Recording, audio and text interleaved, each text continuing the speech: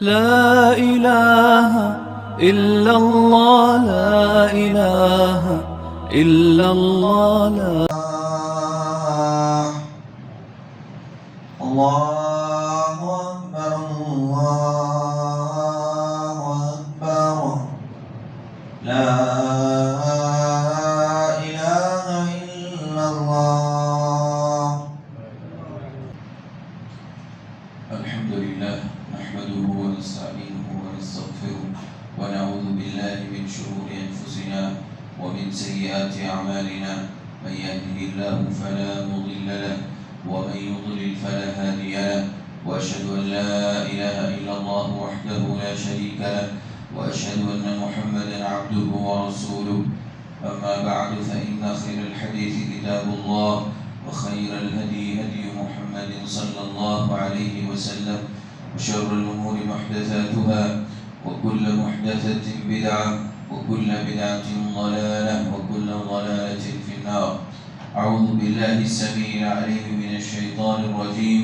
بسم الله الرحمن الرحيم. يا أيها الذين آمنوا اتقوا الله حق تقاته ولا تموتن إلا وأنتم مسلمون. يا أيها الناس اتقوا ربكم الذي خلقكم من نفس واحدة وخلق منها زوجها وبث منهما رجالا كثيرا ونساء، واتقوا الله الذي تساءلون به والأرحام إن الله كان عليكم رقيبا. يا أيها الذين آمنوا اتقوا الله وقولوا قولا سديدا يصلح لكم أعمالكم ويغفر لكم ذنوبكم، ومن يطع الله ورسوله فقد فاز فوزا عظيما. وقال تعالى في مقام آخر: والفجر وليال عشر والشفع والوتر. وقال النبي صلى الله عليه وسلم: إذا رأيتم هلال ذي الحجة وأراد أن يضحي فلا تأخذن من شهره ولا من أصاره. رب اشرح لي صدري ويسر لي أمري واحلل عقدة من لساني يفقهوا قولي. اللهم رب زدني علما. سبحانك لا علم لنا إلا ما علمتنا إنك أنت العليم الحكيم. برادران اسلام، حاضرین جمعہ، اسلامی اور دینی بھائیوں، ہم لوگ جن ایام سے بہت ہی جلد گزرنے والے ہیں، ان ایام کو عربی زبان میں عشر ذی الحجہ کہا جاتا ہے۔ عشر ذی الحجہ یعنی کہ ذی الحجہ کے شروع کے 10 دن، ان کی بڑی فضیلت اور قرآن و سنت کے اندر ان کے اندر کیے جانے والے کاموں کی بڑی اہمیت وارد ہوئی ہے۔ آج کے جمعہ کے خطبے میں عشر ذی الحجہ کے فضائل اور مسائل پر گفتگو کرنے کی کوشش کروں گا۔ اللہ سے دعا کرتا ہوں اللہ مجھ کہنے والے کو اور ہم سب کو اس پر عمل کی توفیق عطا فرمائے، آمین یا رب العالمین۔ برادران اسلام، اس ایام کے شروع ہونے سے پہلے ہم سب کو اس کے لیے تیاری کرنی چاہیے، اس کے لیے اپنے آپ کو تیار کر لینا چاہیے، ذہنی اعتبار سے بھی اور جسمانی اعتبار سے بھی۔ ہمارا دماغ اس اعتبار سے بالکل تیار رہے کہ یہ عظمت والے ایام، یہ عظیمت والے ایام، فضیلت والے ایام شروع ہونے والے۔ ان ایام کی فضیلت، اس کا اندازہ ہم قرآن مجید کی سورہ فجر کی شروع کی آیتوں سے لگا سکتے ہیں۔ اللہ تبارک و تعالیٰ نے قرآن کریم کے اندر کسی مسئلے کے تعلق سے، کسی حکم کے تعلق سے، کسی بھی چیز کے تعلق سے اگر قرآن کریم کے اندر ایک بات ذکر کر دی تو یہ ہم سب کے لیے کافی ہے، مگر اس تعلق سے اگر اللہ تبارک و تعالیٰ قسم کھائے، اس کے اندر اللہ تبارک و تعالیٰ کا قسم کھانا اس بات کی دلیل ہے کہ وہ اللہ کی نظر میں بہت مقبول ہے، بہت عظیم ہے اور بہت زیادہ افضلیت کا حامل ہے۔ چنانچہ اللہ تعالیٰ نے ان ایام کی قسم کھاتے ہوئے کہا: والفجر ولیال عشر، قسم ہے فجر کی اور قسم ہے 10 راتوں کی۔ عبداللہ ابن عباس رضی اللہ عنہما، عبداللہ ابن زبیر رضی اللہ عنہما، بڑے بڑے دونوں صحابہ ہیں، مفسرین ہیں، اللہ تبارک و تعالیٰ کے کلام کو پیش کرتے ہوئے، اللہ تبارک و تعالیٰ کے کلام کی تفسیر کو پیش کرتے ہوئے کہتے ہیں ان 10 دنوں سے مراد، ان 10 راتوں سے مراد ایام ذی الحجہ ہے، یا کہہ سکتے ہیں 10 ذی الحجہ ہے، شروع کے 10 دن ہیں ذی الحجہ کے، اللہ تبارک و تعالیٰ نے اس کی قسم کھائی ہے۔ اور مجاہد رحمت اللہ علیہ وقت کے بہت بڑے مفسر اور تابعین میں سے، ان کا مقام بہت اونچا ہے، اللہ تبارک و تعالیٰ نے ان کو علم کے اعتبار سے بہت اونچا مقام عطا فرمایا، تفسیر میں اللہ کے کلام کو سمجھنے میں انہیں جو مقام عطا فرمایا دیگر لوگوں کے یہاں وہ چیز نہیں تھی۔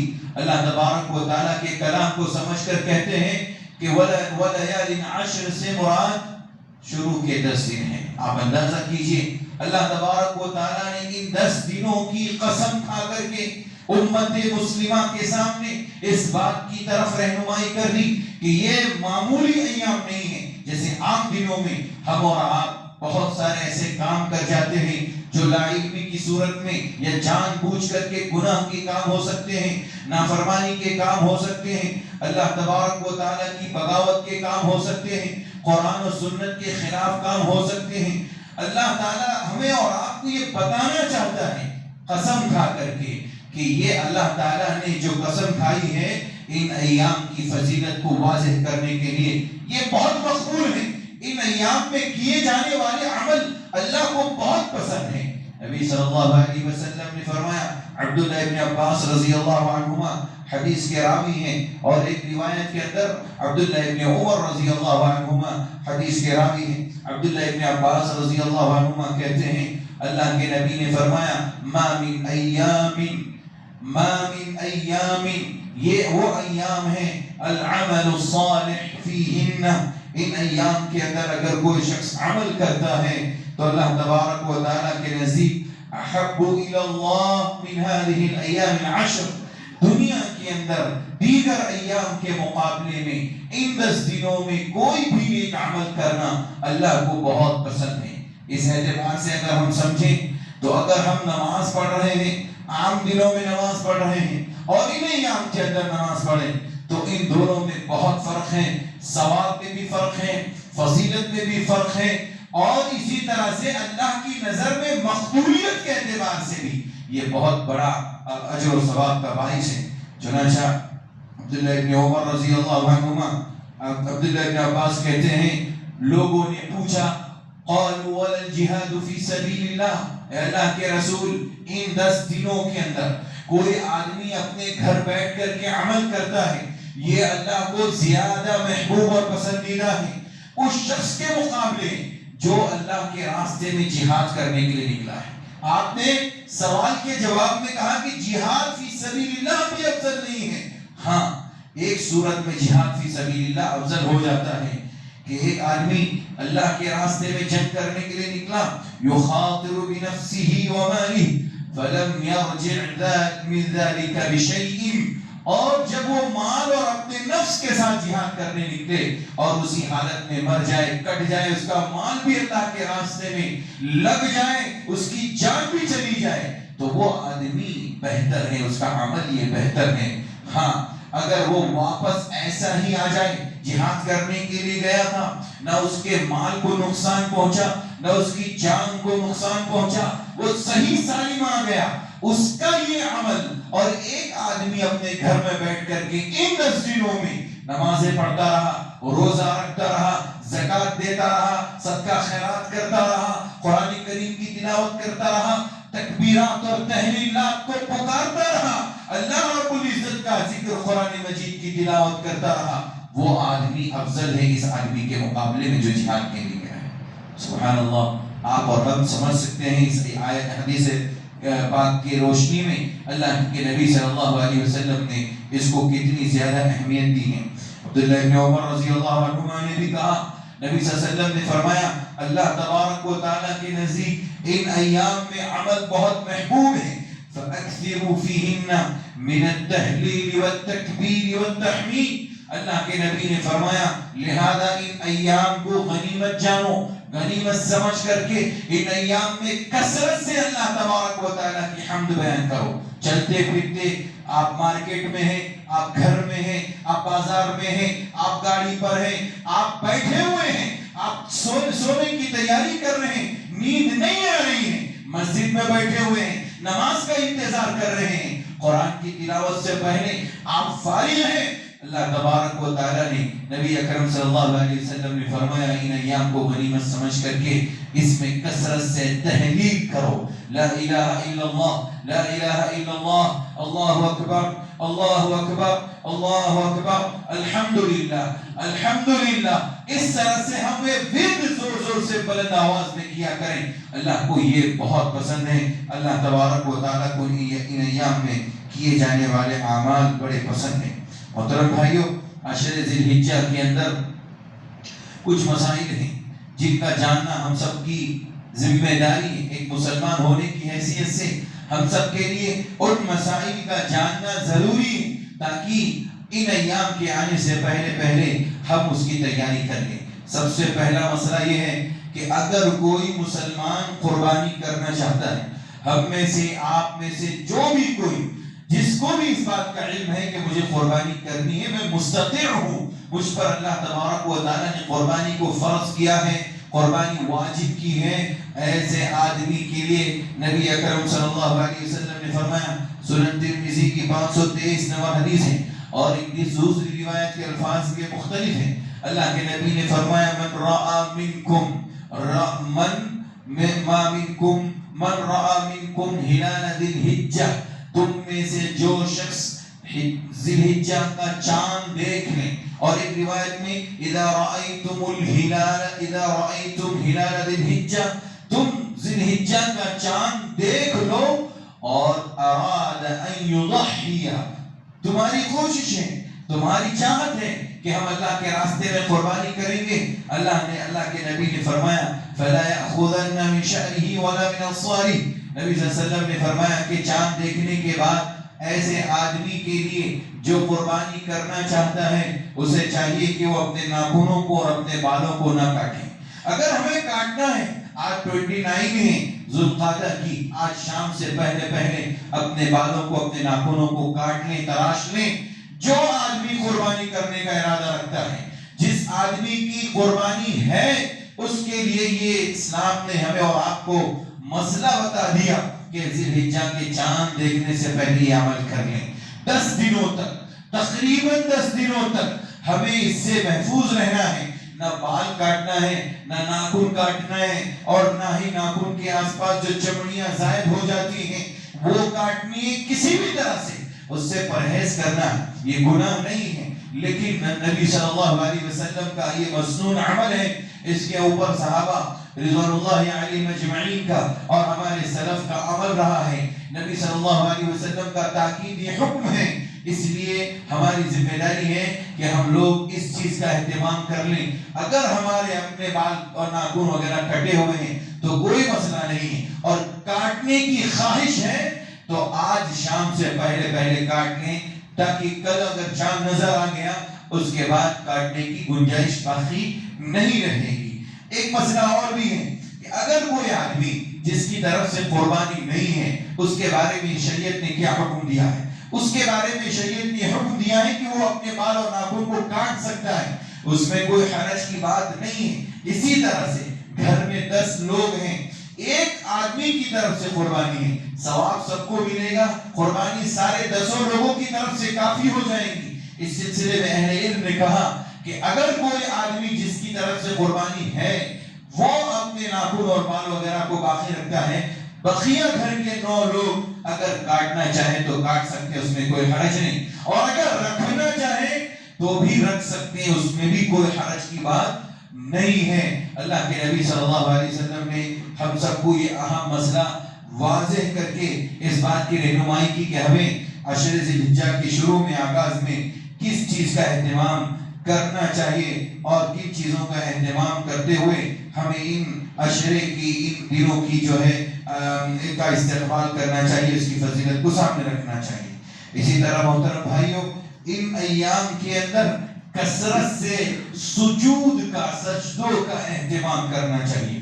حضرت ثوبان رضی اللہ عنہ صحابی رسول ہیں، اللہ کے نبی صلی اللہ علیہ وسلم سے سوال کرتے پوچھتے ہیں اللہ کے رسول صلی اللہ علیہ وسلم مجھے کوئی ایسا عمل بتائیں کہ جو اللہ تبارک و تعالیٰ کی نزدیک محبوب اور پسندیدہ بھی ہو اور ساتھ ہی ساتھ یہ عمل مجھے جنت میں داخل کر دے یا اس عمل کے ذریعے سے میں جنت میں چلا جاؤں یہ عمل میرے جنت میں داخلے کا ذریعہ بن جائے. اللہ کے نبی صلی اللہ علیہ وسلم نے حضرت ثوبان رضی اللہ عنہ سے کہا علیک بکثرت السجود علیک بکثرت السجود للہ. اللہ کے نبی نے فرمایا اے ثوبان تم کثرت سے سجدے کیا کرو کثرت سے سجدے کیا کرو. اللہ کے نبی نے فرمایا کیوں؟ اس لیے کہ یہ کثرت سجود نبی صلی اللہ علیہ وسلم نے فرمایا تمہارے لیے جو یہ سجدہ ہے یا تو تمہارے لیے رفعت اور بلندی کا ذریعہ بنے گا اللہ تبارک و تعالیٰ اس کے ذریعے سے تمہیں درجات کی بلندی عطا فرمائے گا ایک مقام سے دوسرے مقام دوسرے سے تیسرے تمہارا پروموشن ہوگا دنیا میں بھی اور آخرت میں بھی ہوگا اور اس کے ساتھ ساتھ وَحَقَّ عَنْكَ خَطِيئَةً تمہارے ایک ایک گناہ کا مٹنے کا سبب بنے گا. تم ایک سجدہ کرو گے تمہارا گناہ مٹا دیا جائے گا. معلوم یہ ہوا ایک تو یہ کہ سجدہ کرنا اللہ کو بڑا محبوب اور پسندیدہ عمل ہے اور ہم نے یہ بات پہلے ہی عشر ذی الحجہ کے فضائل میں سن لی ہے کہ ان ایام میں اللہ کو نیک عمل بہت پسند ہے اور نیک عمل میں سب سے افضل عمل نماز کی پابندی کرنا ہے. جتنے فرائض ہیں جتنی فرض نمازیں ہیں اس کے علاوہ جو ہم سنن کا اہتمام کرتے ہیں ان سنن کا بھی اہتمام کریں. اس کی الگ فضیلت 12 رکعت کی ہر روز جنت میں ایک گھر تعمیر ہوتا ہے. اس کے علاوہ ہم نفل نمازوں کا اہتمام کریں ہم قیام اللیل کا اہتمام کریں ہم چاش کی نماز کا اہتمام کریں ہم ظہر سے پہلے اور ظہر کے بعد جو سنتیں ہیں اور جو نفل نمازیں ہیں ان کا اہتمام کریں جن کی شریعت میں تاکید آئی ہوئی ہیں. عصر سے پہلے کی 4 رکعتوں کا اہتمام کریں مغرب سے پہلے 2 رکعت سنت کا اہتمام کریں عشاء کے بعد 2 سنت کے بعد 4 نمازوں کا 4 رکعتوں کا اہتمام کریں جو کہ اللہ کے نبی پڑھا کرتے تھے. صحیح بخاری کی روایت ہے اور عبداللہ ابن عمر اور عبداللہ ابن مسعود حضرت عائشہ رضی اللہ عنہا نے ان تینوں صحابہ نے مل کر کے اس کی فضیلت کو ذکر کرتے ہوئے کہا جو شخص عشاء کے بعد 2 سنتوں کے بعد 4 رکعت اگر نماز ادا کرتا ہے اسے لیلۃ القدر کا ثواب ملتا ہے. اللہ اکبر.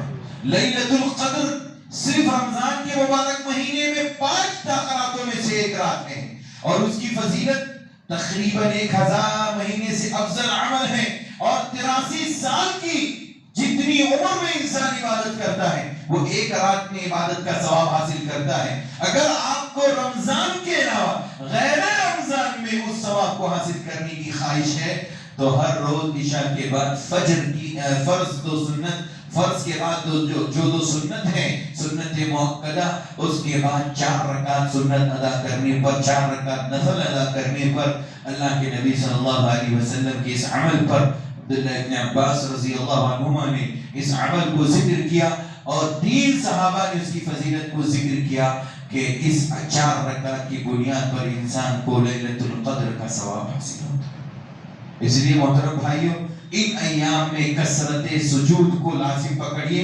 اللہ کے نبی صلی اللہ علیہ وسلم صحابہ تابعین اس کے اوپر کثرت سے عمل کرتے تھے اور سجدوں کی وجہ سے یہ حدیث جو مجھے اور آپ کو بتاتی ہے کہ صحابی رسول کا سوال یہ تھا کہ ایک تو یہ کہ اللہ کو بہت پسند ہے سجدے کرنا نمبر 2 یہ دخول جنت کا ذریعہ اور سبب بھی.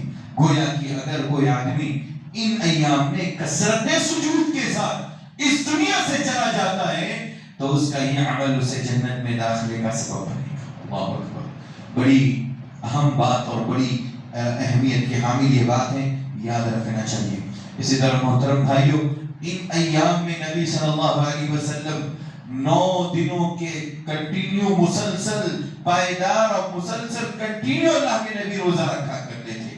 صحابیات میں سے آپ کی بعض بیویوں نے ذکر کیا یصوم 9 ذی الحجہ، اللہ کے نبی صلی اللہ علیہ وسلم 9 ذی الحجہ تک، 1 ذی الحجہ سے 9 ذی الحجہ تک 9 روزے کنٹینیو رکھا کرتے تھے۔ اللہ کے نبی صلی اللہ علیہ وسلم کا یہ عمل تھا۔ ہم میں سے جو بھی شخص زیادہ ثواب کمانے کا خواہاں ہے، جو چاہتا ہے کہ ان ایام کو میں غنیمت سمجھوں، میری لائف اور زندگی کی اہم کڑی سمجھوں، زندگی کے اندر نیکیاں کمانے کا اہم وقت سمجھوں، تو اسے چاہیے کہ وہ شخص ان ایام کے شروع ہونے سے پہلے اس بات کی بھی تیاری کر لیں کہ مجھے کل سے روزہ رکھنا ہے، اور یہ پورے 9 دنوں کے روزے رکھنے ہیں۔ کثرت سے روزہ رکھنے کا ثواب اللہ تبارک و تعالیٰ کے یہاں بہت زیادہ ہے۔ اس کی ایک فضیلت جو نفل صدقے کے اللہ کے روزے کی آئی، نبی صلی اللہ علیہ وسلم نے فرمایا جو اللہ کے لیے ایک دن کا روزہ رکھتا ہے، 70 سال کی مسافت کی دوری اللہ تبارک و تعالیٰ اس بندے کے درمیان اور جہنم کے درمیان کر دیتا ہے۔ آپ اندازہ کیجئے، جہنم کی دوری ہم سے 70 سال کی مسافت کی دوری پر ہو جائے گی، جبکہ ایک روزہ رکھتا ہے۔ اگر ہم 9 روزے رکھتے ہیں تو 9 روزوں کے بارے میں ہم کاؤنٹ کر لیں اور حساب لگا لیں کہ 9 کو 7 سے 70 سے ضرب کر دیں، کتنا بنتا ہے۔ اسی حساب سے ہمیں اتنے سالوں تک کی دوری پر رکھ دیا جائے گا، صرف 9 روزے پر۔ 9 روزے رکھنے کی صورت میں جہنم سے ہم اتنے دور ہو جائیں گے۔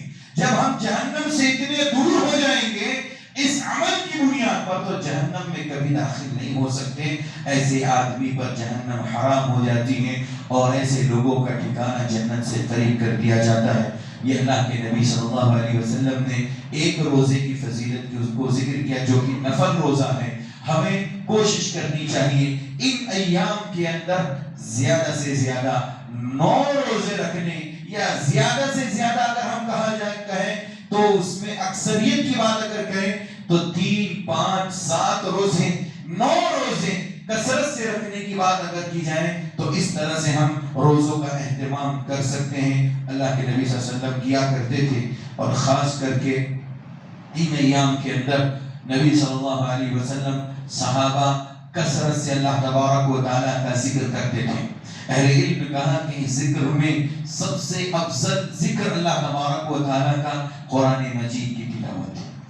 ان ایام کے شروع ہوتے ہی ہماری کوشش ہونی چاہیے کہ ان 9-10 دنوں کے اندر اللہ تعالیٰ کا پورا کلام ایک مرتبہ ختم کر دے، کم سے کم قرآن کی کثرت سے تلاوت کیا کریں۔ اللہ تبارک و تعالیٰ کو بہت پسند ہے اللہ کا کلام پڑھا جائے۔ اللہ تبارک و تعالیٰ اللہ کو پسند ہے کہ اللہ کا ذکر کیا جائے۔ اور ذکر کا دوسرا طریقہ جیسا کہ صحابہ حضرت ابو ہریرہ اور عبداللہ ابن عمر رضی اللہ عنہما کا تھا، عمل صحیح بخاری کے اندر یہ روایت موجود ہے۔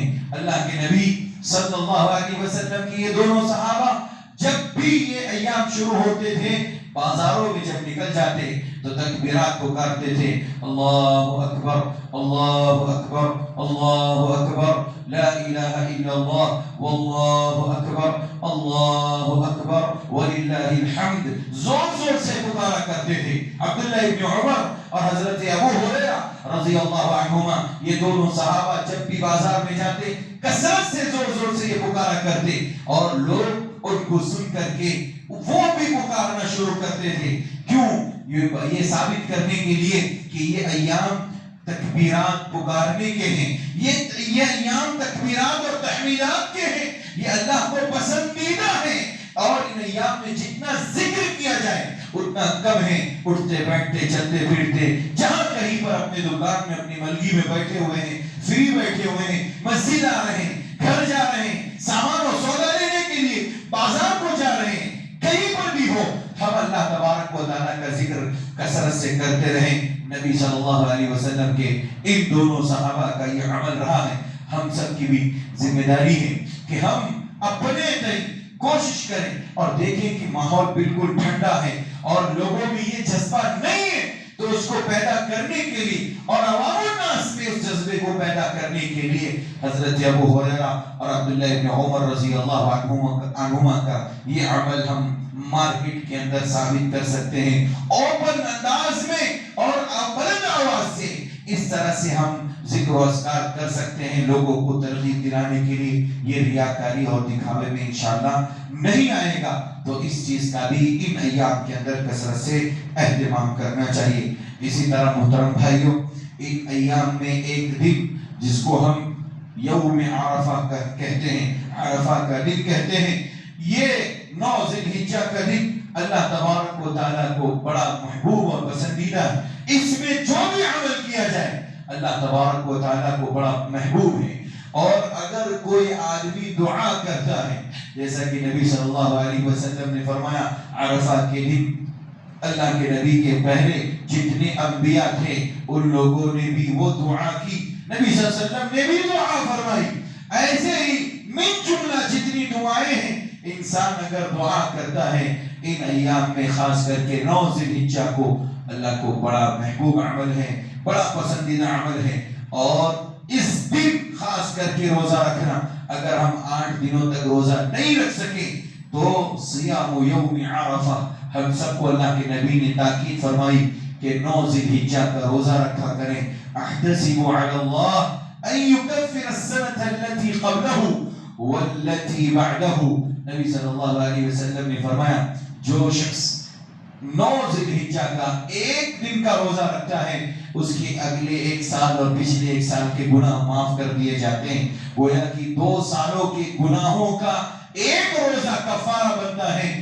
ہمارا اللہ کے خاطر، اللہ کی رضا کے خاطر اگر یہ عمل کرتے ہیں ایام میں تو ہمارے اگلے پچھلے 2 سالوں کے گناہ معاف کر دیے جاتے ہیں، جس کے لیے ہمیں یہ معلوم نہیں ہے کہ ہمارے کتنے گناہ ہیں۔ اس کے لیے ہمیں کیا کیا کرنا پڑ سکتا ہے، دعائیں کرنی پڑ سکتی ہیں، ذکر و اذکار کرنا پڑ سکتا ہے، استغفار کرنا پڑ سکتا ہے۔ اس میں بھی ہمیں یہ معلوم نہیں ہے کہ ہماری دعا قبول ہوگی کہ نہیں، ہمارا استغفار قبول ہوگا کہ نہیں، اللہ ہمیں بخش دے گا کہ نہیں بخشے گا، یہ بھی ہمیں معلوم نہیں ہے۔ لیکن ایک روزہ رکھیں گے تو یہ یقینی ہے کہ ہمیں بخش دیا جائے گا۔ اس لیے اس روزے کو خاص طور پر رکھیں۔ اگر ہم 8 روزے یا 9 روزے مسلسل نہیں رکھ سکتے تو کوئی حرج نہیں ہے، لیکن ایک دن 9 ذی الحجہ کا روزہ ضرور رکھا کریں۔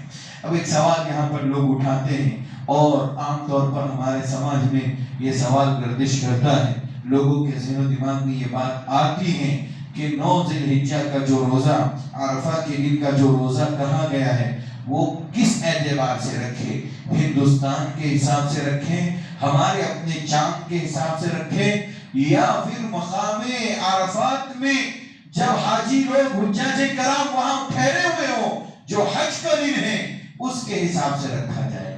میرے بھائی، آپ کو میں واضح طور پر حدیث کے الفاظ سے بتا دینا چاہتا ہوں، یہ نقطہ اور پوائنٹ یاد رکھیں گے تو انشاءاللہ اس مسئلے کا حل آپ کے سامنے موجود ہے۔ الفاظ کیا کہے گئے؟ صحیح مسلم کی روایت 1162 حدیث نمبر، نبی صلی اللہ علیہ وسلم نے فرمایا صیام یوم عرفہ، یوم دن کو کہتے ہیں، یوم عربی زبان میں دن کو کہتے ہیں۔ اللہ کے نبی نے کہا کہ عرفہ کے دن کا روزہ، اور عرفہ کس کو بولتے ہیں؟ 9 ذی الحجہ کو بولتے ہیں۔ 9 ذی الحجہ کو عرفہ کا دن کہا جاتا ہے۔ نبی صلی اللہ علیہ وسلم نے عرفہ کے دن کا روزہ رکھنے کے لیے کہا، یہ نہیں کہا کہ صیام وقوف عرفہ، عرفہ کے دن جب وقوف ہوتا ہے، لوگ ٹھہرتے ہیں، اس دن کا روزہ، یہ نہیں کہا۔ اس لیے کبھی اختلاف نہیں ہونا چاہیے اور کوئی ذہنی طور پر ہمیں کوئی مسئلہ پیش نہیں آنا چاہیے، ڈاؤٹ نہیں ہونا چاہیے۔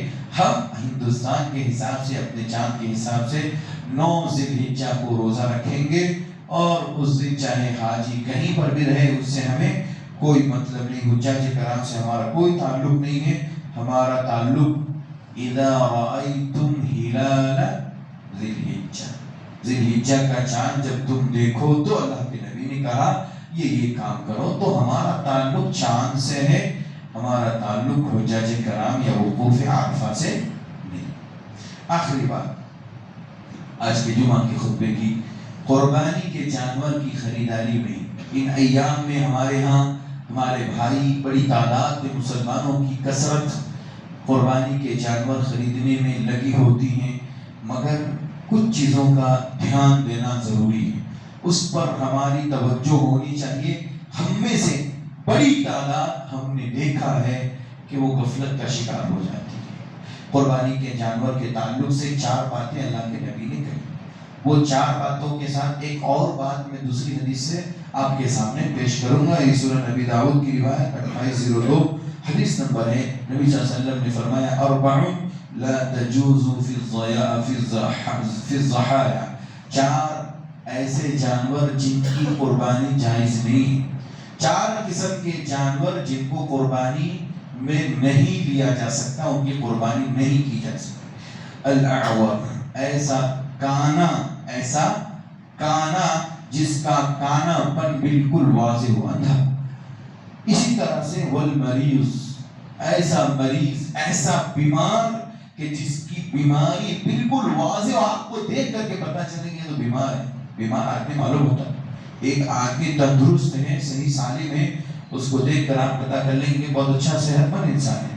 جس کو ہم اور آپ کو روزانہ دیکھتے ہو، وہ کبھی اس کے چہرے پہ ذرا سی نروس جیسی کیفیت ہو اور چہرہ اترا ہوا ہو تو ہم معلوم کر لیتے ہیں کہ بھائی کوئی تکلیف ہے، پوچھتے ہیں کیا حال ہے، کیسی خیریت ہے، طبیعت سے، تو ہم بیمار چل رہا ہوں، چہرے سے معلوم ہو جاتا ہے۔ ایسے ہی جانوروں کے ظاہر سے معلوم ہو جاتا ہے یہ جانور تندرست ہیں، یہ جانور بیمار ہیں۔ تو اللہ کے نبی نے کہا بیمار جانوروں کی قربانی نہیں کریں گے۔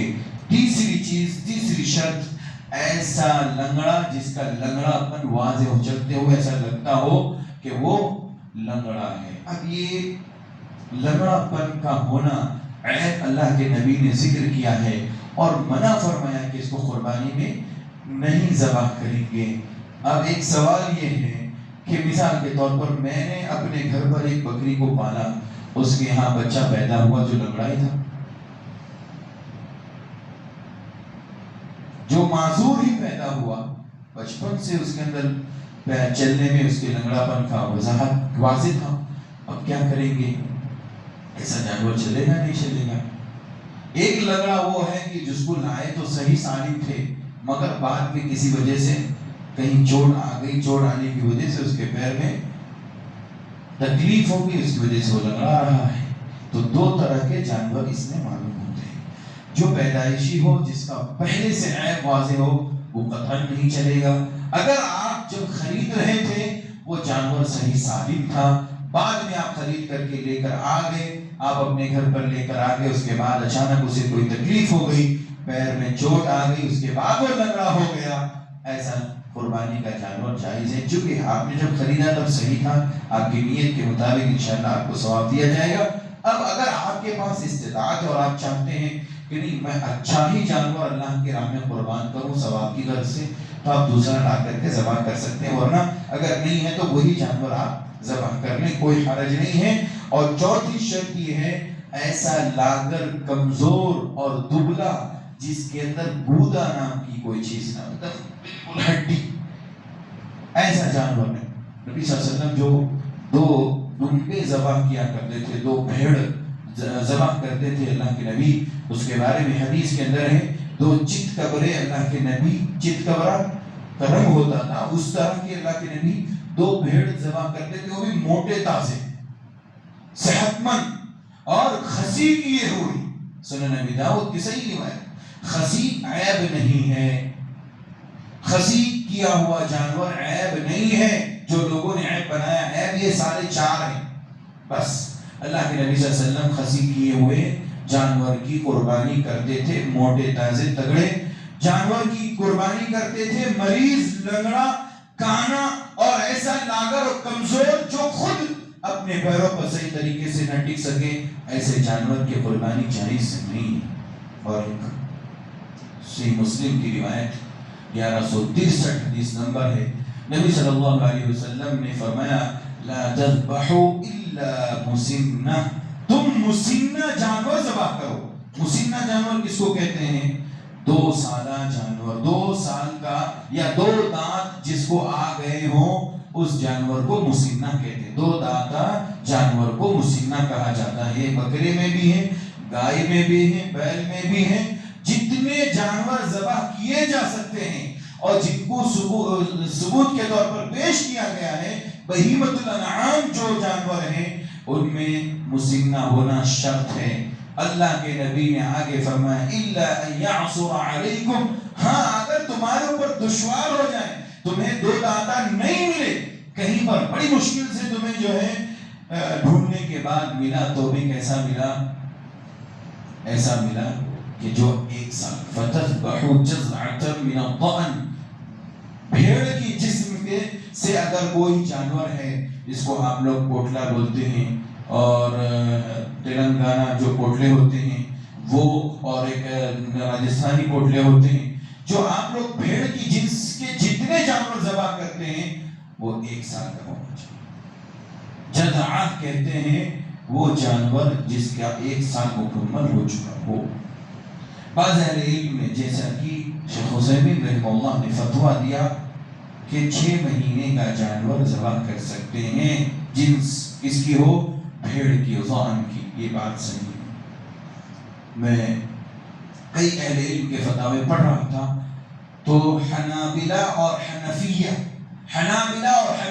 کا موقف ہے کہ 6 سال، 6 مہینہ، 7 مہینہ، 9 مہینے کا جانور قربان کیا جا سکتا ہے، لیکن مالکیہ اور شافعیہ اور دیگر بڑے بڑے محدثین نے اس بات کی طرف رہنمائی کی اور حدیث رسول کی روشنی میں کہ 1 سال کا ہی جزعہ کہلاتا ہے، اس سے کم کی عمر کے جانوروں کو ذبح نہیں کیا جائے گا۔ یہ واضح اس لیے میں کر رہا ہوں کہ ہمارے سماج میں اس بارے میں کوئی اہتمام نہیں کیا جاتا۔ لوگ گوشت کے حساب سے جانور خریدتے ہیں، 10 کلو کا، 12 کلو کا، 15 کلو کا، نہیں، یہ شرط نہیں ہے۔ شرط یہ 4 چیزیں نہیں ہونی چاہیے، اور 5ویں چیز کیا؟ 1 سال کا کم سے کم ہونا چاہیے، اور 2 دانتا ہو تو بہت اچھا، وہ افضل ہے، اللہ کو بہت پسند ہے۔ یہ چند باتیں عشر ذی الحجہ سے تعلق رکھنے والی تھی جو میں نے آپ کے سامنے رکھی۔ اللہ سے دعا ہے اللہ ہم سب کو عمل کی توفیق عطا فرمائے، قرآن مجید کو سمجھ کر پڑھنے، قرآن و سنت کے مطابق زندگی گزارنے کے اللہ توفیق عطا فرمائے۔ جو کچھ باتیں ہم نے اللہ سنی ہیں اس پر ہم سب کو عمل کی توفیق عطا فرما۔ پروردگار عالم جو پریشان ہیں ان کی پریشانیوں کو دور فرما، جو بیمار ہیں اللہ کی بیماریوں میں شفا کلی نصیب فرما، ہمارے والدین کی حفاظت فرما، ان کی پریشانیوں کو دور فرما، ان کی بیماریوں میں شفا کلی نصیب فرما۔ جن کے والدین اس دنیا سے چلے گئے اللہ ان کو کروٹ کبچ جو سکون نصیب فرما، جنت الفردوس میں اعلیٰ مقام عطا فرما۔ ہمارے اساتذہ کی حفاظت فرما، ان کے علم میں، عمر میں، روزی میں، عمل میں برکت عطا فرما، جب تک اس دنیا میں رکھ ایمان پر رکھ، جو خاتمہ ہو ایمان پر ہو۔ آمین وآخر دعوانا الحمدللہ رب العالمین۔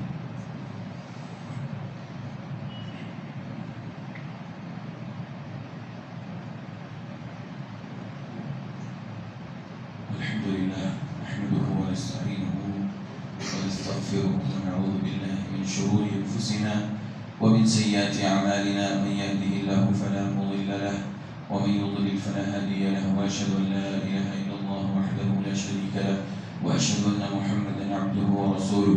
أما بعد فإن خير الحديث كتاب الله، وخير الهدي هدي محمد صلى الله عليه وسلم، وشر الأمور محدثاتها، وكل محدثة بدعة، وكل بدعة ضلالة، وكل ضلالة في النار. أعوذ بالله السميع العليم من الشيطان الرجيم. بسم الله الرحمن الرحيم. إن الله وملائكته يصلون على النبي يا أيها الذين آمنوا صلوا عليه وسلموا تسليما.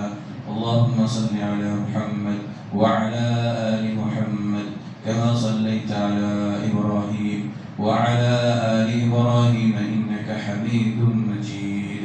اللهم بارك على محمد وعلى آل محمد كما باركت على إبراهيم وعلى آل إبراهيم إنك حميد مجيد. عباد الله رحمكم الله، إن الله يأمر بالعدل والإحسان وإيتاء ذي القربى وينهى عن الفحشاء والمنكر والبغي يعظكم لعلكم تذكرون.